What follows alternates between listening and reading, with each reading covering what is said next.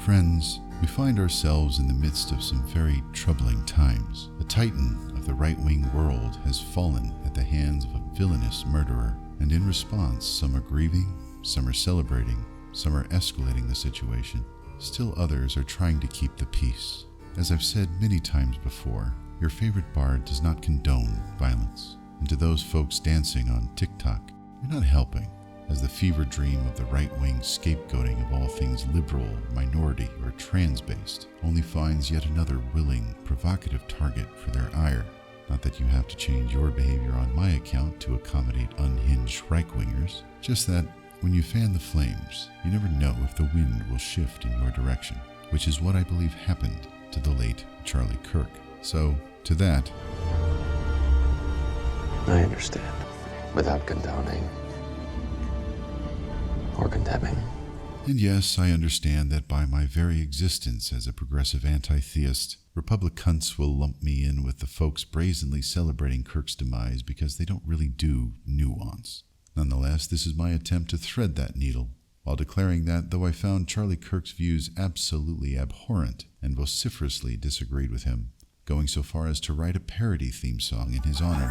Watermelon Charlie. Now's not the time, and violence isn't the answer. So I don't celebrate his death, as it's just another step towards escalation of the same, and more people will get hurt. The saddest part is this is all completely avoidable. At the same time, while I don't condone these actions and certainly don't celebrate outright murder, I am not required to grieve with the right-wing community. I am not required to pretend that now that he's become a martyr for the right, that he didn't hold some very noxious views during his lifetime, views that I found to be reprehensible and stirring up the very kind of hatred that would radicalize someone enough to act out in this way. If it sounds like I'm blaming the late Kirk for his own demise, no, I'm not.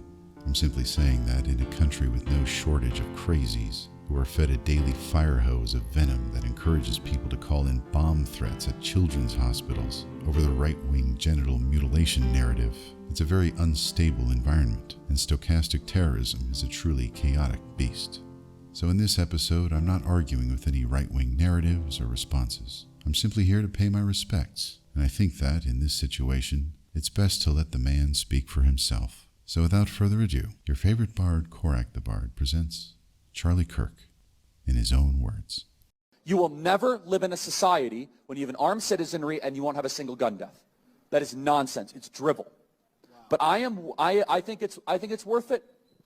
I think it's worth to have a cost of, unfortunately, some gun deaths every single year so that we can have the Second Amendment to protect our other God-given rights. That is a prudent deal. It is rational. It was all about empathy and sympathy. I can't stand the word empathy, actually. I think empathy is a made-up New Age term that does a lot of damage, but it is very effective when it comes to politics. Sympathy I prefer more than empathy. That's a separate topic for a different time. Hilarious. The October surprise is having the go to the White House. Be like, wow, I met with the president. Yeah, good luck. What? Honestly, all kidding aside, this is a misogynistic parody of what he thinks a woman is. It's insulting to every single woman out there. People say, oh, you're being transphobic. Like, honestly, shut up, okay? You got invited to the White House to go interview the President of the United States? You're being transphobic. No, actually, I just want things to be normal again and not have to live in this non-stop tornado of gender confusion. I'll say it again. It's gender blackface. It's no different. Politico says top Republicans reject any link between GOP rhetoric and Paul Pelosi assault. Of course you should reject any link. Why is the Republican Party, why is the conservative movement to blame for gay schizophrenic nudists that are hemp jewelry makers breaking into somebody's home, or maybe not breaking into somebody's home? Why are we to blame for that exactly? And why is he still in jail? Why has he not been bailed out? By the way, if some amazing patriot out there in San Francisco or the Bay Area wants to really be a midterm hero, someone should go and bail this guy out. I bet his bail's like 30 or 40,000 bucks. Bail him out and then go ask him some questions.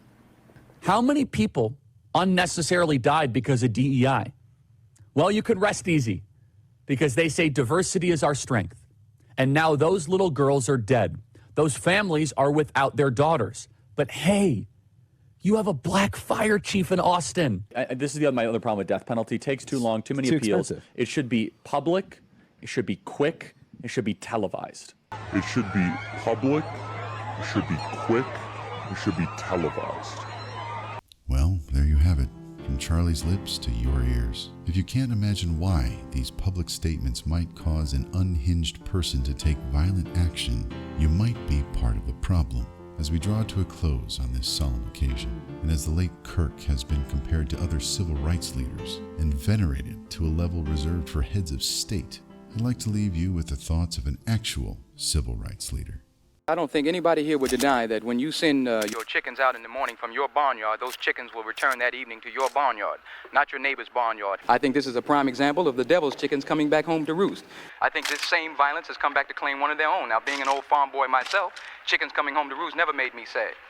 In fact, it's only made me glad. Thanks for watching, and a very special thanks to my patrons. Thanks to all who have contributed to my GoFundMe.